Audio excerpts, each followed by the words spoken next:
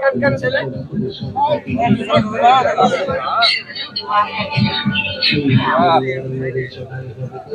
দেখি দাদা একটু শোন দাদা দাদা দাদা চলুন। আবারও ফুটবল খেললেন দিলীপ ঘোষ। তবে শুধু যে খেলেছেন তা কিন্তু নয়, আজ বুধবার তিনি গোলও দিয়েছেন। বর্ধমান দুর্গাপুর লোকসভা কেন্দ্রের বিজেপি মনোনীত প্রার্থী হলেন দিলীপ ঘোষ। প্রার্থী তালিকা ঘোষণা হওয়ার পর থেকেই জোর কদমে প্রচার চালাচ্ছেন বিজেপি মনোনীত প্রার্থী দিলীপ ঘোষ। নির্বাচনী প্রচারে চাপ তো রয়েছেই, কিন্তু তার পাশাপাশি যেন নিজের স্বাস্থ্যের প্রতি সচেতন রয়েছেন দিলীপ ঘোষ, যে কারণে প্রচার চলাকালীন তিনি যেখানেই থাকছেন প্রায় দিন প্রাতঃভ্রমণে দেখা যাচ্ছে দিলীপবাবুকে। সেরকমই এদিনও বর্ধমান শহরের ৮ নম্বর ওয়ার্ডের জামতলা এলাকার ফুটবল মাঠে প্রাতঃভ্রমণে আসেন বর্ধমান দুর্গাপুর লোকসভা কেন্দ্রের বিজেপি মনোনীত প্রার্থী দিলীপ ঘোষ।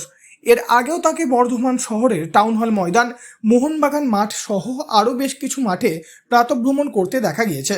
তবে এদিন জামতলা এলাকার ফুটবল মাঠে সম্পূর্ণ ভিন্ন মেজাজে দেখা গেল দিলীপ ঘোষকে।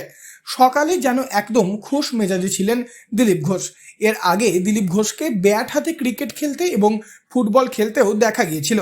সেরকমই আজ বুধবার আবারও ফুটবল খেললেন দিলীপ ঘোষ। বুধবার সকালে বর্ধমান জামতলা এলাকার মাঠে বল নিয়ে রীতিমতো যেন তিনি দাপিয়ে বেড়ালেন মাঠ। ফুটবল খেলার পাশাপাশি বেশ কয়েকটি গোল দিতেও তাকে দেখা যায়। প্রসঙ্গত প্রার্থী তালিকা ঘোষণা হওয়ার পর থেকেই প্রচারে নেমেছেন বিজেপির এই হেভিওয়েট নেতা দিলীপ ঘোষ। প্রচারের ক্ষেত্রেও বিভিন্ন সময় তাকে বিভিন্নভাবে দেখা গিয়েছে, কখনো মন্দিরে পুজো, আবার কখনো খেলার মাঠে।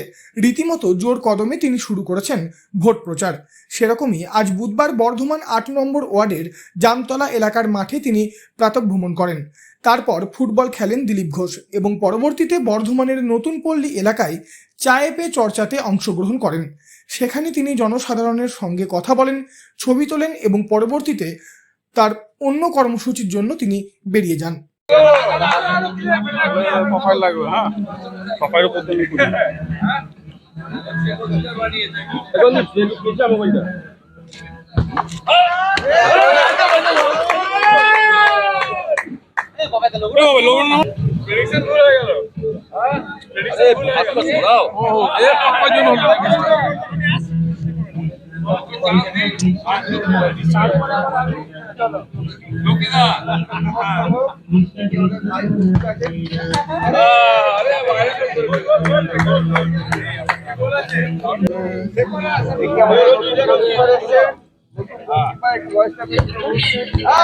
পূর্ব বর্ধমান থেকে বনোয়ারিলাল চৌধুরী, লোকাল 18 বাংলা।